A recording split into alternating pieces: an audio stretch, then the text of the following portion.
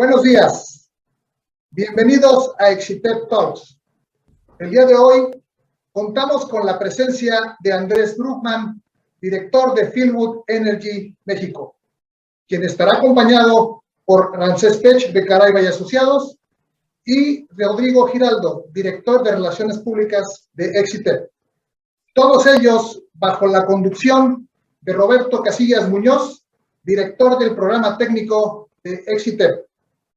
Pues sin más preámbulos, pasemos cámaras y micrófonos con el conductor de este programa. Adelante, Roberto. Hola, muy buenas tardes, tengan todos ustedes. Bienvenidos a esta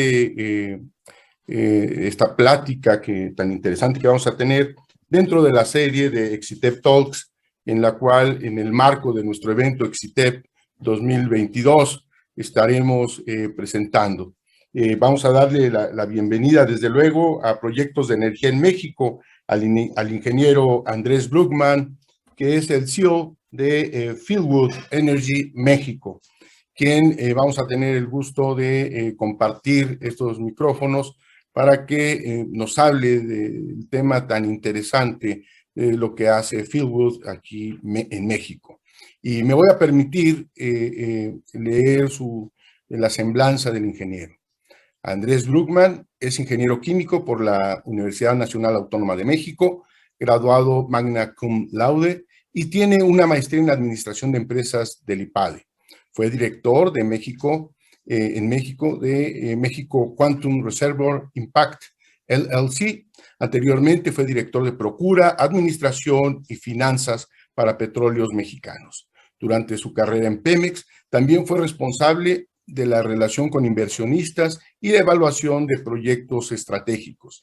El ingeniero Bruckmann tiene más de 19 años de experiencia en la industria, especializándose en el desarrollo de negocios, procura y finanzas. Actualmente es el director general de Fieldwood México, operador del área contractual 4.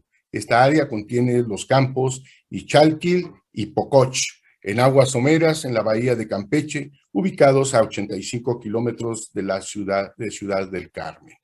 Él es el ingeniero Bruckmann y hablará con nosotros.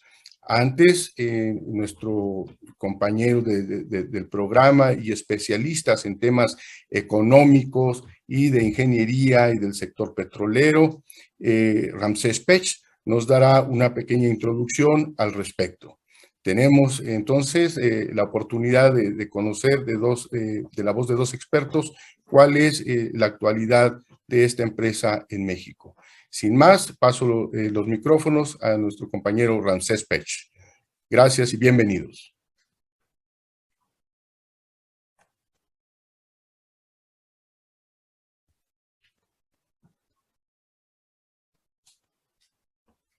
Adelante con Ramsés. Ok, ¿ya pueden ver la presentación? Sí, la vemos. Muy bien, Ramsés. Okay. Bueno, lo que yo quiero platicar hoy en día, ligado a lo que estamos viendo en México, es que la industria del sector de hidrocarburos en México no puede ser solo una inversión pública y necesita una parte de privados. Los riesgos financieros que hoy en día estamos observando a nivel mundial nos están conllevando a que las condiciones de los DAR. Mucha gente se pregunta y dice los hidrocarburos, bueno, pero los hidrocarburos tienen una parte fundamental en dos rubros, en la parte de los líquidos y en la parte de la fase gaseosa. En los hidrocarburos líquidos hoy en día en nuestro país es garante, sobre todo en las exportaciones y una parte que se manda para las refinerías. Y en las exportaciones nos está ayudando bastante en la parte de la balanza comercial, en donde si dejáramos de exportar la cantidad de crudo, que hoy estamos más arriba de 1 millón de barriles diarios, nuestro déficit comercial de la balanza de hidrocarburos estaría por los suelos. Por lo tanto, otros de los sectores más importantes es el sector de gas natural, en donde en México tenemos una importación por arriba del 60%, cuando en la época de los años más o menos 2009, 2005, entre 2005 y 2009, éramos garantes nosotros y era baja la importación. Y decidimos nosotros dejar de invertir en cuencas de gas como la cuenca de Burgos y en otras cuencas cuando decidió Pemex que ya no era un negocio de acuerdo a las políticas públicas que le comentaron. Esto es importante porque una visión en el futuro del gas natural va a ser el garante en las petroquímicas y en la parte de generación de electricidad. En el mundo, ¿cuánto dinero se va a gastar? Bueno, se va a gastar más de 700,000 millones de dólares en el 2021 en la industria de hidrocarburos, y esto me conlleva y decir qué parte o cómo el mundo va a dejar de tener esa cantidad de dinero hoy en día que la industria de hidrocarburos es parte fundamental. En un estudio reciente que estuve pudiendo leer que se llama de la producción del GAP, y hay tres, en las gráficas se puede observar, hay tres, las materias primas que nosotros llamamos energías primarias fósiles, que es el carbón, el crudo y el gas. Resulta ser que estas materias primas, en la parte del gas, vemos que la línea roja es la parte de las proyecciones de acuerdo a la política pública que se tiene hoy en día, y la parte roja es del crudo. Y las líneas verdes y las líneas moradas es para mantener la temperatura de 2 grados centígrados y 1.5. Entonces, de acuerdo a las políticas actuales, lo que se tiene es que el incremento del crudo va a continuar de acuerdo a lo que se tiene hasta el año 2040, no va a descender, y lo que se tiene es que el gas va a continuar. Pero si en dado caso se hacen inversiones, no indica, como pueden ver ustedes en la parte verde y morada, que la cantidad de crudo, que en miles de barriles millones de barriles diarios, miles de barriles diarios, millones de barriles diarios, va a desaparecer la utilización de esto hasta el año 2040. Es decir, en México y en el mundo, la extracción de hidrocarburos, tanto líquidos como gaseosos, va a continuar hasta después del año 2040. ¿Esto qué tiene con esta gráfica que ver? Que países como, por ejemplo, Irak y países del Congo y países de Kuwait, para hacer una transición energética necesitarían forzosamente dejar de depender de la industria extractiva del tanto crudo como de gas. Pero esto es muy complicado porque dependen de la parte en la entrada de los ingresos de los gobiernos. En México ya sabemos que antes era el 30% y 18%. Esto es lo que tiene que ver México como países desarrollados como Noruega, Estados Unidos y Canadá y el Reino Unido han dejado que las inversiones de riesgo, como es la extractiva, sean por parte de privados. Y esto está ayudando a que el dinero que debían utilizar en un mercado que pudiera ser de una industria privada, sabemos que en el Reino Unido y en Estados Unidos y en Canadá son privados, pero el supuesto caso que fuera parte pública, han ayudado a que dependa menos los ingresos del gobierno en cuanto al petróleo y sea una mayor recaudación. Este es el confín de esta gráfica, en donde tenemos que tener en cuenta que nosotros tenemos que ir visualizando hacia la transición energética. Cuando vemos esto, me pregunto y digo, ¿cuánto dinero necesitamos para la parte de la industria de hidrocarburos y de la parte eléctrica? Y me voy a la parte solo de la parte de hidrocarburos. En la parte de hidrocarburos se necesitarían hoy en día más de 700,000 millones de pesos, que con tanto Pemex como privados, pero en el año 2030 se van a necesitar más de 800,000 hasta 1 billón de pesos más o menos que se necesitarían de inversión en la industria de hidrocarburos, a lo que hoy en día en la política pública está actual de producir entre 2 a 2.4 millones de barriles diarios en el año 2027. Esto que, resumiendo en conclusión, podemos decir que no existe una certeza para mitigar el cambio climático. Entonces van a seguir los hidrocarburos fósiles todavía continuando a ser parte de la matriz de las energías que se toman primarias para su transformación. Las organizaciones ambientales y gobiernos no están alineados. La inversión pública no puede ser garante de la transición energética, tiene que ser coayudante con la privada y facilitarle en hacerla. Y la parte de los gobiernos, sus economías tienen que dejar de ser la parte fósil. El carbón va a desaparecer en el año 2060, de acuerdo a los últimos análisis que he revisado de más de 10 estudios que he podido ver. El petróleo puede desaparecer hasta el año 2100. Y el gas natural es complicado saber porque a partir del año 2030 en adelante se va a utilizar mucho en la parte de gas natural, en petroquímicas, y las petroquímicas van a tener una readaptación porque se está reduciendo la cantidad de polímeros, y esto conlleva que una menor utilización de plásticos, pero estamos viendo, por ejemplo, lo de los chips, que tenemos un problema de déficit, pero vamos a tener una readaptación.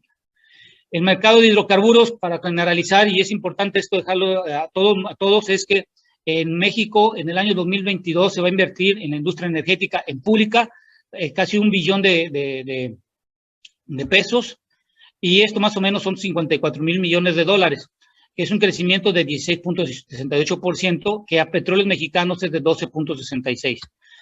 En las proyecciones de la Secretaría de Hacienda y Crédito Público dicen que la plataforma de producción promedio de Pemex y la de privados debe de llegar en el año 2022 en 1.87 millones de barriles diarios y en el 2027 a 2.4 millones.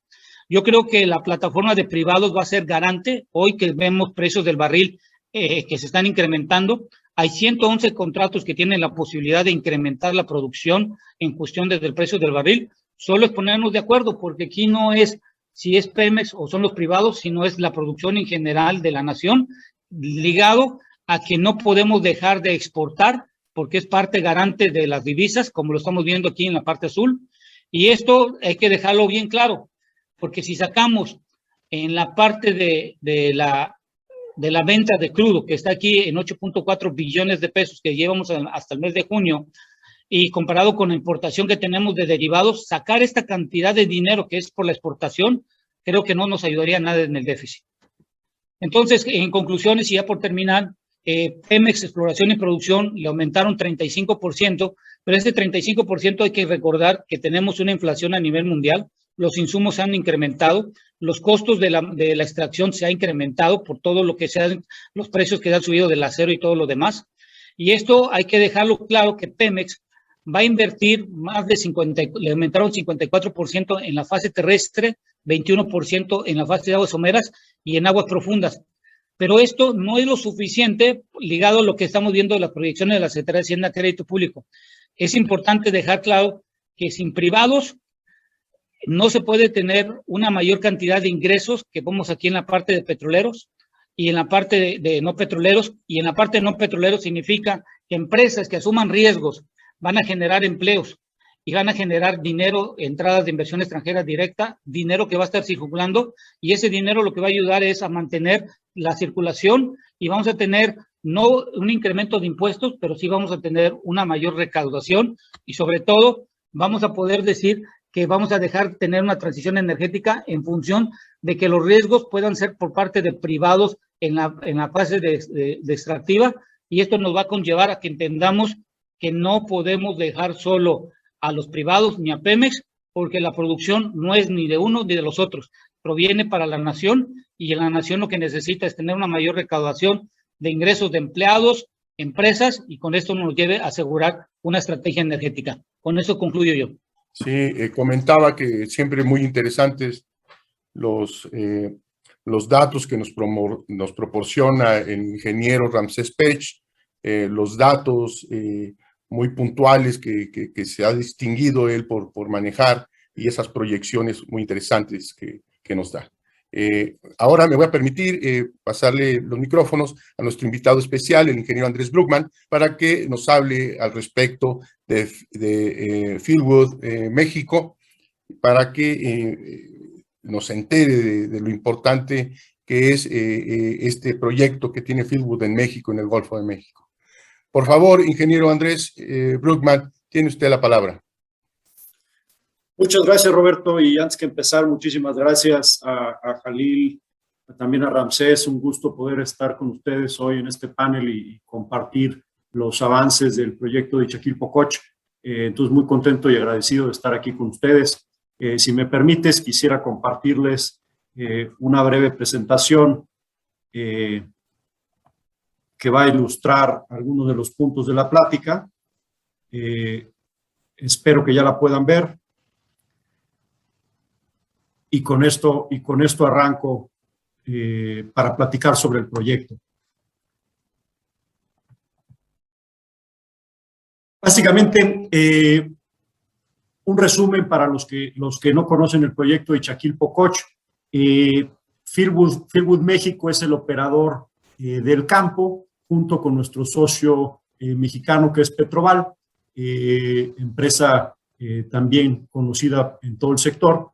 Y entonces nosotros iniciamos con la inversión en el campo en 2016, cuando inició el periodo de evaluación, donde realmente el objetivo era evaluar la factibilidad comercial de estos dos campos, uno de ellos localizado en Pococh, otro de ellos localizado en Ixtaquil, el campo Ixtaquil, como pueden ver en el mapa, se ubica en una zona privilegiada donde hay producción de yacimientos tanto del Cretácico, que son los yacimientos o los mega yacimientos tradicionales donde producía petróleos mexicanos, y luego en la región sureste, en la región marina suroeste, donde se produce típicamente del Jurásico, un poco más profundo.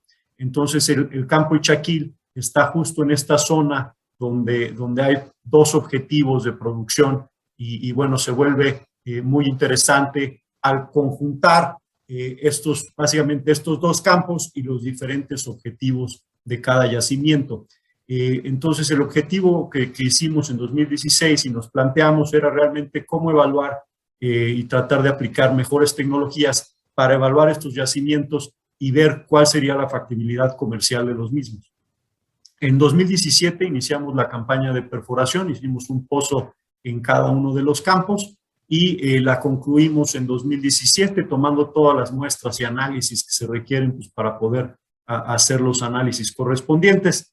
Básicamente en 2018 estuvimos trabajando con toda la información y preparando lo que es el plan de desarrollo del campo.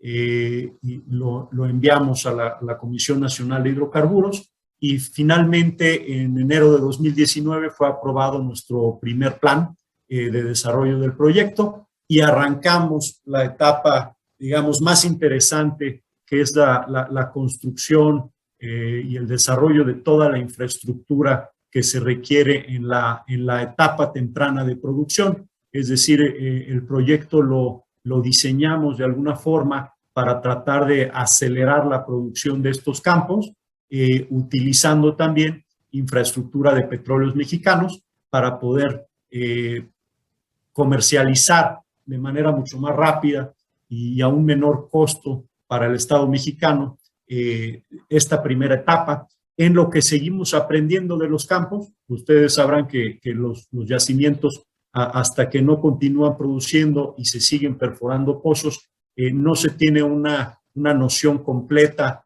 del yacimiento y vamos aprendiendo en la industria de exploración y producción sobre la marcha. Nos toma muchos años ir aprendiendo realmente la naturaleza de los campos y bueno, conforme vamos aprendiendo, vamos optimizando el plan de explotación del yacimiento, pues para tratar de recuperar la mayor cantidad de hidrocarburos. Entonces, regresando nada más a la línea de tiempo, básicamente arrancamos a partir de 2019 la etapa de actividad física de la etapa de desarrollo y tuvimos que hacer una modificación al plan de desarrollo este año, que fue aprobada por CNH en junio de 2021, básicamente pues para ajustar algunos tiempos del proyecto, dado que la pandemia del COVID-19 pues sí tuvo impactos importantes, sobre todo en la obtención de algunos permisos y algunos convenios que se tenían que negociar pues, para poder tener acceso a esta infraestructura. Entonces, básicamente lo que hicimos en esta modificación del plan de desarrollo pues, era reconocer estos impactos que se tuvieron en toda la cadena, desde los fabricantes de equipos hasta las personas que estaban ensamblando los equipos en las plataformas y posteriormente en la instalación costa afuera, tanto de ductos y plataformas, que pues se tuvieron percances y sobre todo interrupciones, lo llamaría yo, es la palabra correcta, interrupciones en el sentido de que el personal con COVID, nosotros en Fieldwood nos pusimos la meta de que la salud de los trabajadores es lo primero y íbamos a privilegiar la salud y queríamos tener un programa muy agresivo, muy estricto de monitoreo de esta pandemia y inmediatamente, además de hacer pruebas continuas a todo el personal, inmediatamente cuando se detecta un caso, pues se aísla, ¿no? Se sanitizan todas las embarcaciones y todas las instalaciones y posteriormente pues se consigue personal adicional, pero bueno, como todos lo han vivido en esta pandemia, pues ha habido muchísimas disrupciones tanto en las cadenas de suministro como pues, en la ejecución de los trabajos simplemente por la naturaleza del virus. Regresando y siguiendo un poco más, platicando. Estimado ingeniero, Andrés, disculpa, no sé si pudiéramos abrir un poco más la pantalla en modo de presentación para que podamos ver mejor en la lámina. Listo. Creo que ahí ya la ven mejor. Gracias. Sí. Gracias. Básicamente, hablando sobre qué es el proyecto, qué conlleva este proyecto, en el mapa verán abajo el campo más importante, que es el campo de Ixaquil, y van a ver, hay 3 plataformas. Esta primera etapa, lo que llamamos producción temprana, conlleva una plataforma de producción en campo Ixaquil y posteriormente una plataforma de producción en el campo Pococh y 2 líneas de interconexión a una plataforma que se llama Tumut Alfa. Esta plataforma es una plataforma propiedad de Petróleos Mexicanos, que ya no tenía utilidad para Petróleos Mexicanos, era un campo agotado, ya sin posibilidades de reexplotación, y simplemente el acuerdo que llegamos con Petróleos Mexicanos era poder utilizar esta infraestructura. Nosotros reacondicionaríamos toda la infraestructura de la plataforma, pagaríamos una tarifa a Petróleos Mexicanos, y con esto pues podríamos tener acceso a la comercialización del crudo y gas de una manera pues acelerada. Entonces, esta fue la propuesta que hicimos en nuestro plan de desarrollo y es la que hemos venido desarrollando desde hace más de 2 años. ¿Qué implica esto? Bueno, pues de entrada, hoy en día tenemos perforados 2 pozos en el campo Pococh, ya listos para producir, y tenemos también 2 pozos perforados en el campo de Ixaquil. Uno de ellos ya está terminado, otro está a punto de terminarse, y esta plataforma todavía está en construcción, pero la plataforma de Pococh está ya casi lista, está en la última etapa de comisionamiento, haciendo las pruebas finales. Esperamos poner a producir esta plataforma de Pococh antes de que acabe el mes. Vale la pena mencionar que esta prueba es de la plataforma. La producción comercial todavía requerimos terminar 2 trabajos principalmente, el que comentaba de reacondicionamiento de la plataforma, y posteriormente de esta plataforma de Pemex hay un ducto que va de Tumut a Chuc. Ese ducto también lo estamos reacondicionando, verificando que la integridad mecánica del ducto sea la adecuada antes de poder iniciar producción comercial. Pero una vez que logremos terminar estos trabajos, pues ya iniciará la producción comercial del campo. A futuro, ¿qué es lo que estamos viendo? Creemos que el campo Ixaquil va a requerir por lo menos 2 plataformas adicionales de producción, una cercana a la plataforma actual y otra en el lado oeste del yacimiento. Y todavía va a requerir del orden de unos 14 a 15, 16 pozos para poder extraer todos los yacimientos. Entonces viene y continúa una campaña interesante de perforación en el campo Ixaquil todavía por los siguientes años, y también en la etapa o fase 2, lo que tenemos contemplado pues es una, digamos, en un centro procesador costa afuera, que está marcado en azul, ahí lo ven. El objetivo de esto es poder separar el crudo, gas y agua, hacer mucho más eficiente la extracción de crudo y el manejo de fluidos en el mar, y poder también posteriormente comercializar ese crudo directamente a una terminal en la localidad de Dos Bocas, pues para poderlo tener una línea adicional, ¿no? Las líneas existentes funcionan muy bien, las que existen de Petróleos Mexicanos, pero consideramos que este proyecto merece tener una línea adicional dedicada para crudo ligero, por la importancia que tiene este crudo tanto a nivel nacional para las refinerías en México, como para su posterior mezcla con los grados de exportación de crudo. Y dado que el proyecto va a continuar produciendo durante pues, más de 40 años, entonces obviamente algunas de las líneas existentes pues, no tienen esa vida útil que nosotros o el proyecto requiere. Y por eso está conceptualizado así, digamos, la fase 2 del proyecto. La fase 2, nuestra aspiración es lograr a producir 100,000 barriles al día de crudo, que es un gran reto, pero bueno, ese es el objetivo que tenemos en el proyecto. Para la primera etapa, que nuestro objetivo es este año, lograr a producir 30,000 o 35,000 barriles de petróleo. Ese es el objetivo para finales de año. Seguimos trabajando a todo vapor para lograrlo y yo creo que vamos en muy buena rumbo para así lograr, antes de final de año, lograr esa meta de producción. Me gustaría tocar un poco más el tema, sobre todo dado el foro, de qué implicó esta infraestructura que construimos en los 2 últimos años, ¿no? Mencioné breve que eran 2 plataformas fijas de producción y un par de líneas costa afuera, oleogasoductos marinos, que uno de aquellos de 12 kilómetros y otro alrededor de 8 kilómetros.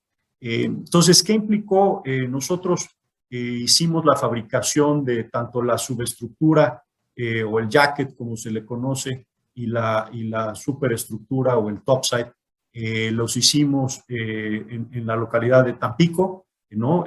Tuvimos una muy buena experiencia, muy buen apoyo del gobierno de Tamaulipas, excelente comunicación en los 2 años que estuvimos ahí trabajando con los fabricantes o los EPCistas para lograr pues construir y adecuar toda esta infraestructura. Logramos primero instalar los jackets. El objetivo era instalar los jackets y que en forma simultánea estuviéramos perforando en cada uno de los campos con una plataforma autoelevable y posteriormente en el tiempo adicional estos pozos toman mucho tiempo. Estos pozos toman 6 meses perforar, dado la complejidad de los pozos. Estamos hablando de pozos muy profundos, más de 5,500 metros, alta temperatura, baja presión. Entonces, esto hace que los pozos en sí sean muy complejos y que requiera bastante tiempo perforarlos. Entonces, en este caso, no seguimos el desarrollo convencional que otros operadores usan de instalar la plataforma completa, porque el perforar los pozos era un tema que nos tomaría mucho tiempo. Entonces, lo que decidimos fue primero instalar el jacket, ¿no? Las patas o la subestructura, y posteriormente se acoplaba el equipo de perforación e inició ya la perforación en cada uno de los campos. En lo que nosotros continuábamos fabricando la parte de las superestructuras. También es importante mencionar que estas superestructuras la mentalidad que tiene Fieldwood es que sean no tripuladas.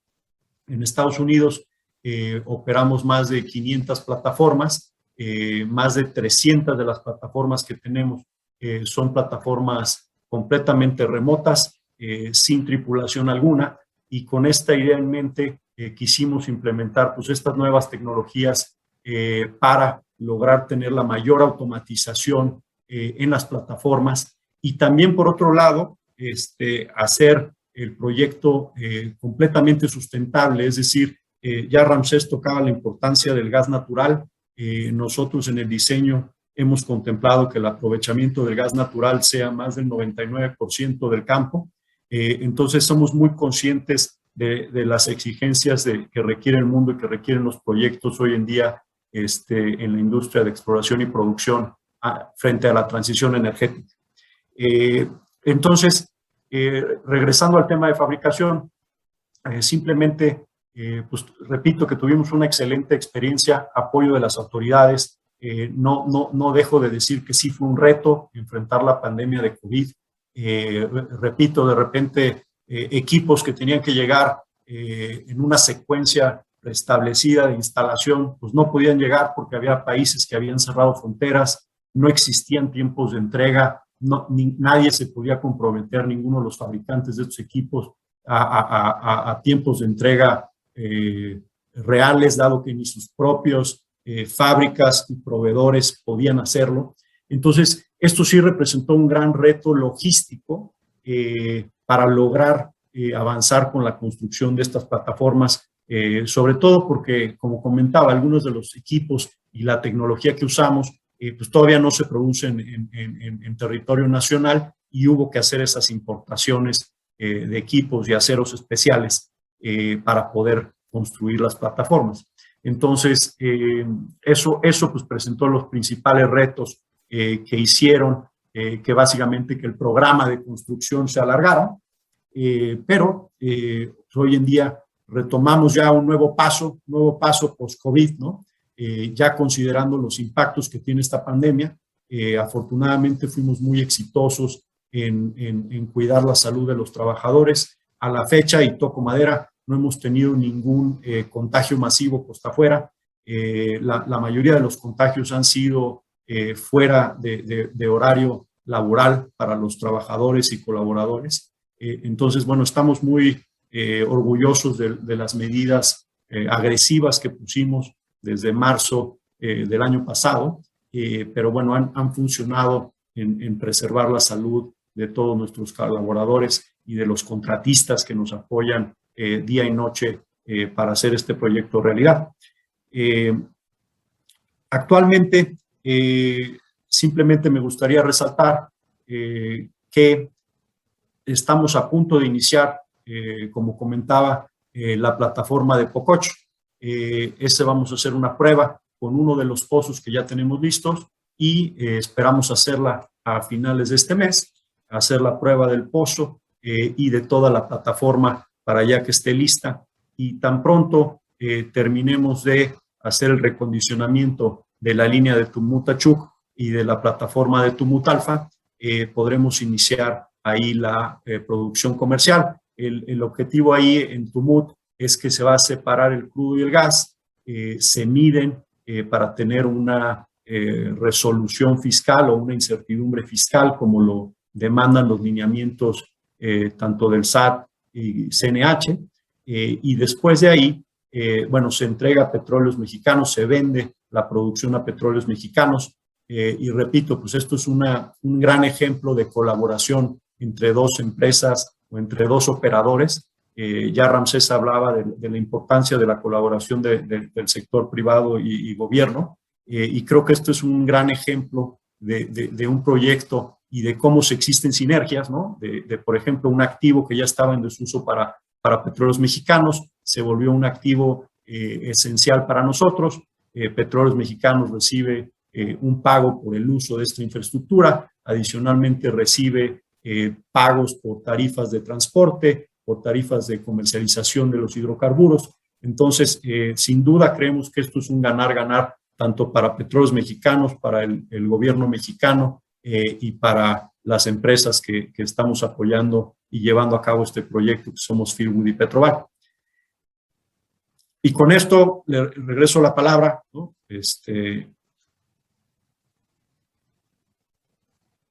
Y dejo de compartir la presentación para que puedan verlos nuevamente.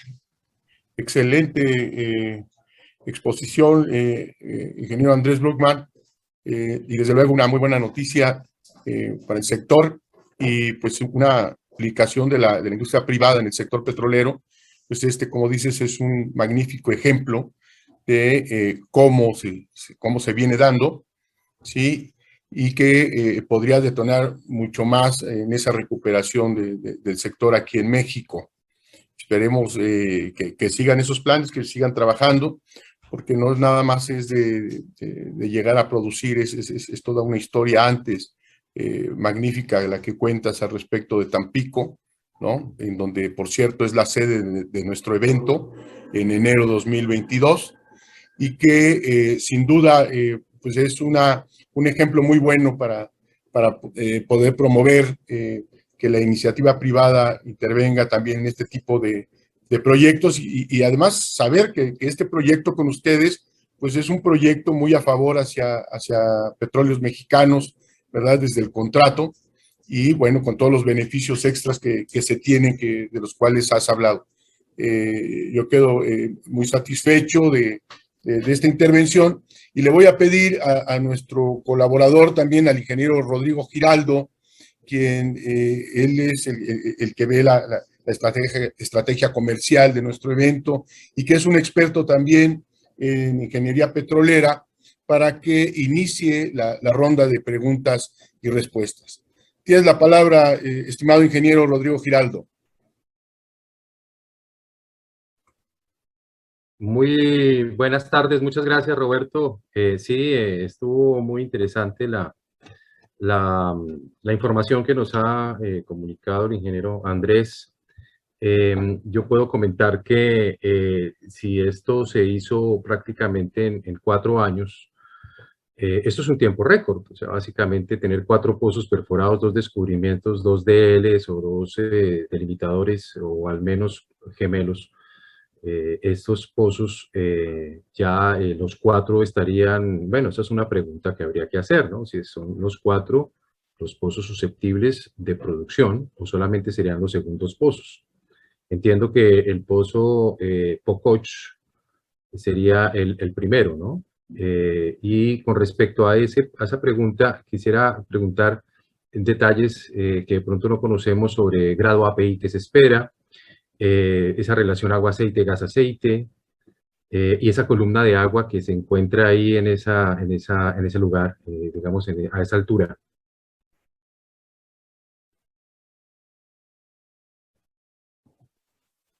Claro que sí, no, excelente pregunta y déjame aclarar ese punto. Durante la campaña de evaluación, ¿no? En 2017 perforamos un pozo en cada campo, ¿no? Uno en Ichaquil y uno en Pococh. Ahora, ¿no? En el desarrollo, lo que hicimos fue perforar un pozo adicional en cada uno de los campos y terminar, o ahorita estamos terminando estos 4 pozos. Los 4 pozos, tanto de la campaña de evaluación como los 2 que hicimos ahorita en la campaña de desarrollo, o los 2 iniciales, todos estamos pensando ponerlos a producir. De hecho, incluso en el campo de Chaquil vamos a continuar la perforación de otros 3 pozos en esa misma ubicación. El objetivo, como te decía, para nosotros era tratar de acelerar la producción del campo y poder, conforme fuéramos terminando esos pozos, irlos poniendo a producir, ¿no? Entonces, ese es el objetivo que tenemos. Para este fin de año, el objetivo que te comentaba de 30,000 barriles, pues realmente son con los 4 pozos produciendo en los 2 campos, 2 en Pococh y 2 en Ichaquil. Ese es el objetivo que tenemos para final de año, lograr poner a producir estos 4 pozos. Retomando el tema del API que mencionabas, el API que esperamos, dado que son múltiples yacimientos y campos, pues será una mezcla que irá variando, pero esta mezcla está entre los 35 y los 40 grados API, lo cual lo coloca como un crudo ligero, y como decía, pues muy valioso hoy en México, dado que las refinerías existentes es lo que requieren, ¿no? Este crudo ligero, sufren un poco cuando les quieren meter una dieta de crudo pesado, cuando fueron diseñadas para procesar ligero, y entonces el meterles más ligero ayuda a la eficiencia. Y por otro lado, también el crudo de exportación de Petróleos Mexicanos, conforme ellos han ido explotando yacimientos cada vez más pesados, es decir, por ejemplo, en Kumalob y SAP, pues SAP es mucho más pesado que Q, entonces se ha ido haciendo más pesada la mezcla y también requieren de crudo ligero para lograr la calidad que se requiere en el crudo maya de exportación, ¿no? En cuanto a la relación de crudo y gas, pues te digo, nuestra meta es llegar a los 30,000 barriles al día de crudo y más o menos 55 millones de pies cúbicos al día de gas natural en esta etapa. Eso te da una idea de la relación de gas-aceite. A futuro, lo que estamos también analizando es cómo vamos a hacer esta recuperación mejorada o recuperación secundaria de los yacimientos. Seguimos haciendo análisis. Obviamente, para poder concluir estos análisis necesitamos la información dinámica de los yacimientos, es decir, poner a fluir los campos ver cómo se comportan y poder empezar a hacer la modelación de cuál va a ser el comportamiento dinámico de estos yacimientos para entender mejor a futuro cómo aprovechar y maximizar la recuperación de hidrocarburos. Perfecto, muy bien. Entonces, la idea es, eso nos lleva a la segunda pregunta, que sería ese centro procesador, que sería en principio en Tumut, y luego hacer otro centro procesador de separación de agua y gas en Pococh. Así entendí. El primero sería utilizando las instalaciones ya existentes de Tumut y haciendo una adaptación para hacer esta separación. Tumut no es un centro procesador como tal. Tumut es simplemente, ahí lo que se va a hacer es separar los hidrocarburos, crudo y gas, para poder, digamos, hacer la medición fiscal, y también se acondicionan los hidrocarburos para que Petróleos Mexicanos pueda llevarlos a tierra, ¿no? Tanto del lado del crudo que va a la terminal de Dos Bocas, como del lado del gas que se manda hacia Tasta, ¿no? Entonces, ahí en Tumut yo no lo consideraría un centro procesador como tal, ¿no? Es más bien, es una plataforma ahorita que estamos usando de producción, pues para poder simplemente separar las corrientes de gas, crudo, en su caso agua, poder medir muy bien con alta certidumbre estas corrientes y poder hacer la venta a Petróleos Mexicanos ahí en ese punto. Posteriormente, el centro del que yo hablaba, lo vamos a ubicar en el campo de Ichaquil. Como comentaba, Ichaquil realmente es el campo más grande en el punto de vista de las reservas que se contienen en ese campo, y ahí es donde creemos que el campo se va a beneficiar de poder hacer la separación de crudo, agua y gas costa afuera, y posteriormente poder ya en líneas dedicadas, ¿no? Hoy en día todas son líneas donde se mezcla tanto crudo con gas, pero a futuro, ¿no? Para lograr con la producción que queremos incrementar a 100,000 barriles, sí conviene hacer la separación de cada una de estas corrientes y poderle vender a Petróleos Mexicanos el gas por un lado y el crudo, digamos, directamente el puro crudo, ¿no? Dado que pues nos ubicamos a casi 120 kilómetros de Dos Bocas. Entonces, el recorrido de una línea multifásica de tal distancia, pues no lo haría muy factible, o se desperdiciaría muchísima energía en bombear esta mezcla de hidrocarburos hasta la tierra. Entonces, ahí lo que consideramos que sería más eficiente es precisamente poner este centro que permita separar, y también, por ejemplo, se requiere generación de energía eléctrica. Uno de los, no lo comenté, pero uno de los temas importantes es que nosotros vamos a requerir usar bombas o bombeo electrocentrífugo para uno de los yacimientos, y entonces casi todos los pozos de ese yacimiento requieren de estas bombas. Entonces necesitamos una gran generación también de energía eléctrica para poder suministrar el poder a las bombas, y dado que lo que comentaba, que no tiene presión este yacimiento, pues requerimos que a través de estas bombas aligerar la columna o la presión, pues para poder incrementar la productividad de cada uno de los pozos. Claro, se abren múltiples escenarios con ese aprovechamiento del gas. Uno es precisamente la generación en sitio para alimentar la necesidad de estas bombas electrocentrífugas y otras necesidades eléctricas de las mismas plantas de proceso o las plataformas de producción. Y asimismo pudiera ser útil para, no sé, en un escenario de hacer reinyección al yacimiento. ¿Hay alguna posibilidad de que se genere un casquete de gas y hacer reinyección del gas al yacimiento para hacer un mantenimiento de presión? O incluso otro escenario pudiera ser generar gas licuado y venderlo. Sí, pues como comentas, son los estudios que tendremos que hacer, ¿no? La duda existe si va a ser más eficiente extraer los hidrocarburos mediante reinyección de gas o simplemente un bombeo neumático, también como una alternativa a las VEX, o por último hacer una inyección de agua en el yacimiento. Entonces, actualmente nos estamos preparando y los estudios comenzarán una vez que inicie la producción. Podemos iniciar toda la etapa de estudios que se requieren, pues para poder analizar cómo optimizar esa recuperación de los hidrocarburos, ¿no? Pero de todas maneras, en el escenario actual que pensamos, es que sí podríamos llegar a producir unos 130 millones de pies cúbicos de gas natural, ¿no? En el pico de producción, los cuales son, digo, muy útiles para el sureste, sobre todo ahí donde tú vives, ¿no? Que hay faltante de gas natural, y esta producción creemos que contribuiría pues, positivamente en el sureste del país. Así es, aquí se piensa en construir 2 centrales de ciclo combinado, una en Mérida, otra en Valladolid, y no hay gas. Eso va a ser una necesidad. Probablemente se quiera o se requiera hacer una planta de regasificadora en progreso para traer gas licuado en barcos, LNG o GLN. La otra pregunta que me vino a la mente es si en algún momento habían considerado, mientras se hacen esos ductos directos de Ixalquil a la costa, hacer recuperación de esos aceites con FPSO, con barcos de proceso.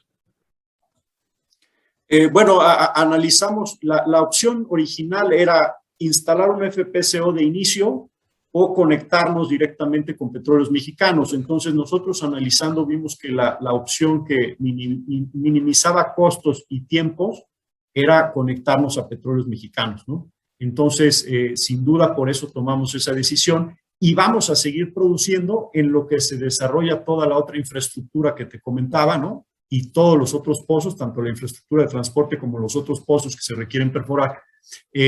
Todo eso lo vamos a hacer en forma simultánea, ¿no? Entonces, esa es un poco la visión del proyecto. Ahora, existen y continuamos nosotros, cada día que aprendemos más sobre estos campos, pues continuamos revisando cuál es la forma más óptima para desarrollarlos. Y entonces, pues digo, a futuro pudiera tener cambios, pues dependerá de los datos que nos den y arrojen los pozos y el comportamiento una vez que inicie producción.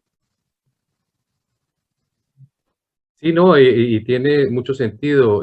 Acabaste de mencionar hace un momento durante la presentación sobre el tema de los crudos pesados de Kumalopsap, pero se han vuelto o están llegando aún más pesados todavía con grados API más bajos a la terminal de Dos Bocas, porque también está en producción Ayatziltequel, que son APIs mucho más bajos. Entonces, puede ser muy efectivo entrar con este tipo de aceite ligero a diluir, bajar esa viscosidad y hacer que sea darle más movilidad al aceite a través de los ductos, con este aceite ligero de 35-40, ¿no? Que es un aceite ligero. Eso puede ser una buena relación de negocios con Pemex. Puede serle muy útil a Pemex. Claro, y son las sinergias que te comentaba que se dan entre operadores, ¿no? Mucha gente piensa que los operadores competimos entre nosotros y la verdad, solo competimos el día de que le ponemos un precio al campo, pero a partir de ahí realmente casi todos trabajamos en conjunto, empresas privadas, Pemex, todo, porque existen muchas sinergias, como bien lo comentas, ¿no? O sea, el transportar volúmenes adicionales para Pemex, pues te implica también hasta en temas de confiabilidad operativa, ayuda, ¿no? Dado que la infraestructura que ellos tienen una gran capacidad, algunos de sus campos ya están en una etapa de declinación, ya son campos bastante maduros, y entonces la infraestructura de cierta forma está a veces sobrada, y operar una infraestructura sobrada a veces no es tan fácil, ¿no? Entonces, el que nosotros contribuyamos con esta producción, pues también va a apoyar a este manejo y a la confiabilidad operativa. Así es. Una pregunta, ¿han estimado qué distancia, si se hiciera ese ducto de Ixalquil hasta, supongo que debe ser Dos Bocas, quizás la terminal más cercana? ¿Qué distancia han estimado en kilómetros? Sí, son aproximadamente 120 kilómetros, más o menos, esa es la distancia de Ixalquil a Dos Bocas. Claro, eso es una inversión bastante fuerte. Podemos hablar de más de 120, 150 millones de dólares. Claro, y es una inversión, sobre todo hay que dimensionarla muy bien, ¿no? Y para dimensionar esa infraestructura, pues repito, es esencial los datos de producción, ¿no? O sea, tampoco te quieres quedar chico con un ducto de un diámetro muy pequeño y entonces tienes problemas De 12. porque no puedes, tu propio campo sufre porque tiene tal presión al inicio del ducto que tienes que vencer que pues no fluyen los pozos, ¿no? Y por otro lado, si tienes un ducto demasiado grande, pues tienes muchos problemas de confiabilidad operativa, como comentaba. Entonces, pues sí quieres tenerlo, el dimensionamiento adecuado de esa infraestructura. Sí, eso es cierto, y hay que considerar eso a futuro, incluso la posibilidad de desarrollar bloques que sean vecinos, o incluso hacer alianzas con empresas que también están desarrollando bloques vecinos y que puedan aprovechar esa misma infraestructura. Es una infraestructura costosa. Hablar de 120 kilómetros de un ducto submarino ya es una infraestructura interesante, y si es de 24 pulgadas, pues más aún. Y si no tienes esa capacidad, pues estás afectando la productividad del yacimiento, lo estás reteniendo, no hay productividad. Eso es un tema de ingeniería muy interesante. Es correcto, y por eso mantenemos las opciones abiertas, digo, como pueden ver también en nuestro plan de desarrollo que es público ahí de CNH. Otra de la opción que siempre hemos validado y visto pues es un FSO o un FPSO, ¿no? Existen las dos posibilidades. Puedes tener, dado que la profundidad de agua son aguas someras donde estamos nosotros, no es tan costoso construir infraestructura, por lo menos del soporte, ¿no? Lo caro es las superestructuras y el equipo que van ahí arriba, pero la subestructura no es tan cara y entonces te permite también analizar esa opción, no solo un FPSO, sino a lo mejor un FSO con algún procesamiento en una plataforma tradicional costa afuera. Entonces, sí, son todas las alternativas que seguimos evaluando. Hoy en día la que da mayor rentabilidad al proyecto pues sin duda era el ducto, porque también tiene otros beneficios, pero bueno, no está escrito en piedra y serán cosas que seguramente el proyecto seguirá reevaluando conforme continuemos con la siguiente etapa de desarrollo del campo. Excelente, muchísimas gracias Andrés por tu conversación, por esta inmersión que nos has hecho en este proyecto, muy interesante, felicitaciones. Para mí es un tiempo récord, que ya en un tiempo tan corto de 4 años estén ya a punto de la primera gota de aceite y aprovechando la infraestructura que tienen ahí a mano y una relación, digamos, de alianza ganar-ganar con Pemex y a lo mejor en un futuro con otros vecinos operadores privados, puedan continuar este proyecto, porque hablar de 100.000 barriles es importante para la producción nacional, como lo mencionaba Ramsés hace un momento, ¿no? Que la operación de los privados pueda ser un 10% de la producción nacional. Eso es bastante beneficioso para el país en términos de regalías, en términos de impuestos. Y eso es un dinero que se requiere para inversión social. Así es como hay que verlo. Yo no sé si existe alguna otra pregunta por ahí que hayan hecho. Ah, sí, voy a leerla. Pregunta al señor Alan Rivera, ¿cómo transformarían el gas en energía?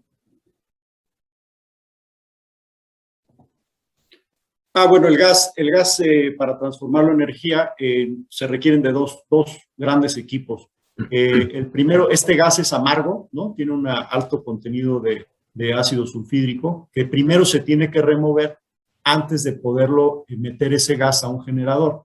Entonces, esas son básicamente las dos componentes que se pondrían en esa plataforma, ¿no? Un eliminador o una planta de aminas, ¿no? Que básicamente sirve para remover ese ácido sulfídrico y posteriormente un generador tal cual de alta eficiencia de gas natural que produce ahí energía costa afuera, ¿no?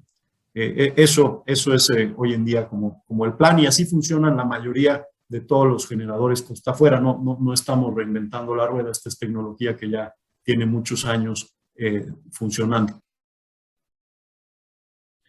Sí, de hecho es muy posible que haya que hacer esta planta de endulzamiento. Incluso tengo entendido que los aceites también de esa área tienen altos contenidos de CO2, que también es importante removerlo. Y luego entrar a una planta de separación de las fases de gas de metano, propano-butano, que es LP, y a lo mejor haya algunas naftas, algunos condensados, dado que es un aceite ligero. Entonces, después es una inversión interesante. Hay que hacer una planta de proceso que tiene esas dos fases y una tercera que sería entrar a inyectar ese gas metano o el mismo LP a motores de gas para mover un dínamo y producir energía por generación. Ahora, me surge a mí una pregunta. ¿Es posible, dadas las temperaturas tan altas que trae el agua, implementar un proceso de entalpía para generación de energía por entalpía media? Incluso pueden haber temperaturas de hasta 80, 90 grados centígrados, lo cual permitiría hacer este proceso que es energía renovable. No sé si lo han considerado.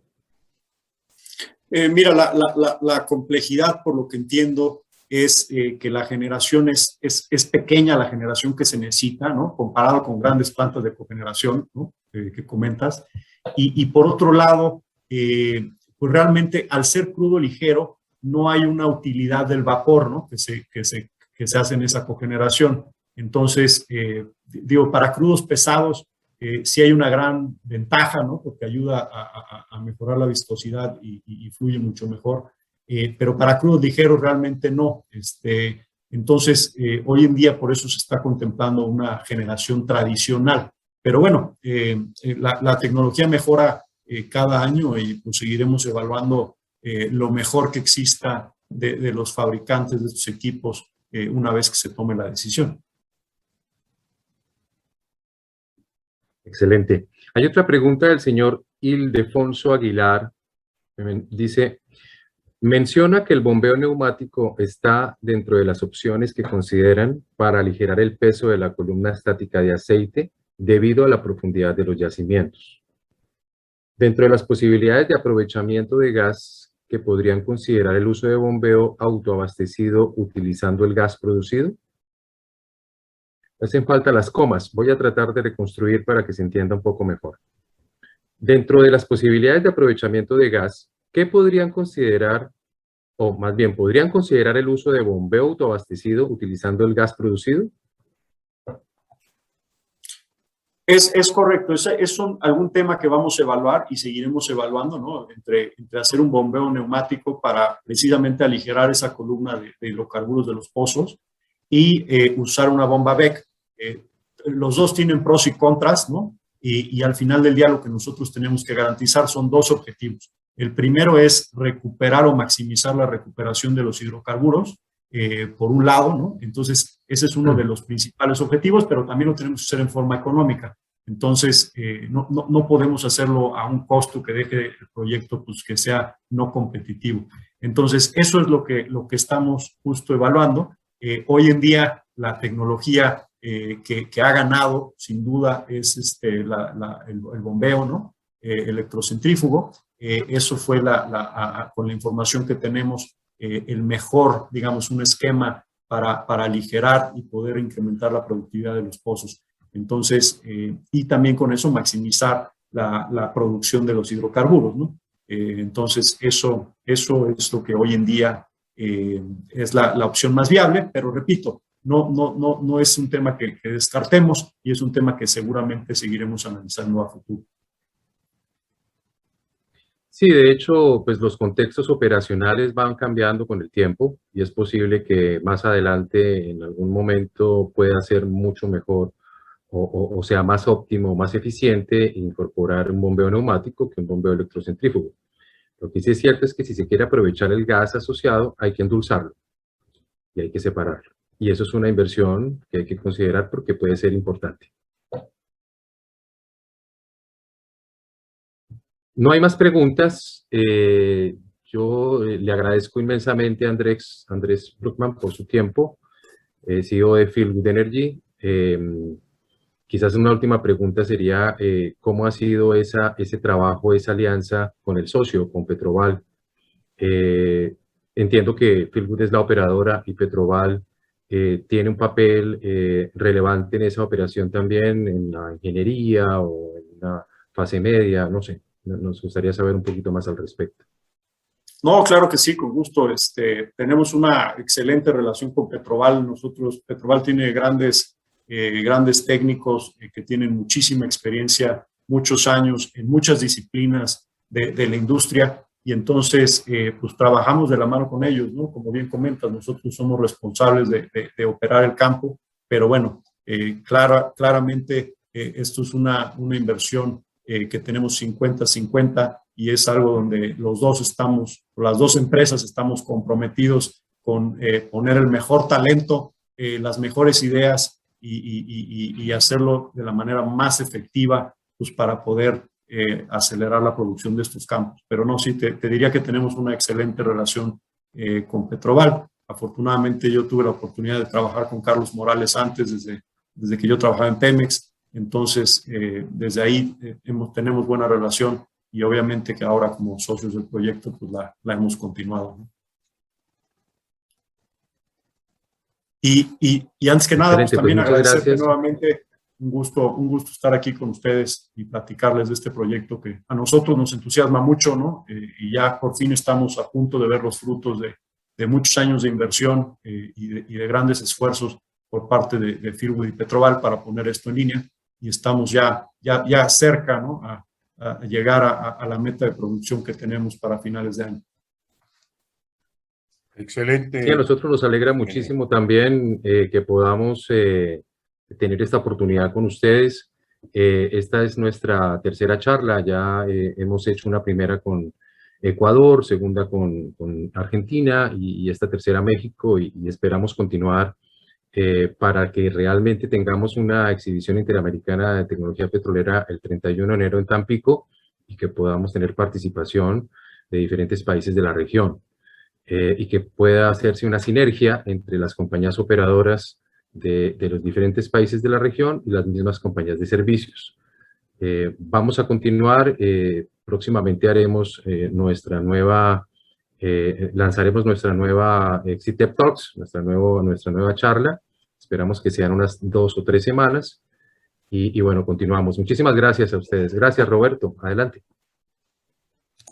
Bien, pues agradecemos mucho aquí a nuestro compañero, el ingeniero Rodrigo Giraldo, siempre muy atinadas sus preguntas, muy adecuadas. Agradecemos desde luego el punto de vista siempre especialista y preciso del ingeniero Ramsés Pech, y desde luego agradecer enormemente a esa bonomía de su tiempo y de hablarnos de este proyecto tan importante al ingeniero Andrés Brugman, que uno de los objetivos de este tipo de programas es que también la gente que tiene sus empresas de servicios tengan oportunidad de observar, de revisar estos proyectos, y como decía anteriormente, es una buena noticia pues para todos nosotros, porque habrá oportunidad de acercarse a Fieldwood para ese desarrollo del proyecto, que a la vez, como se menciona, pues es un desarrollo de infraestructura muy importante, en donde tiene cabida pues muchos participantes. Así es que agradecer enormemente el tiempo y lo valioso de esta información, ingeniero, y a todos ustedes que nos han acompañado el día de hoy. Agradecer también su tiempo, invitándolos como siempre a nuestro evento en enero 31 en Tampico, Tamaulipas, Exitep 2022. Agradecer a Jalil Alba, quien es el operador y organizador de estos eventos, y hasta la próxima. Muchas gracias a todos.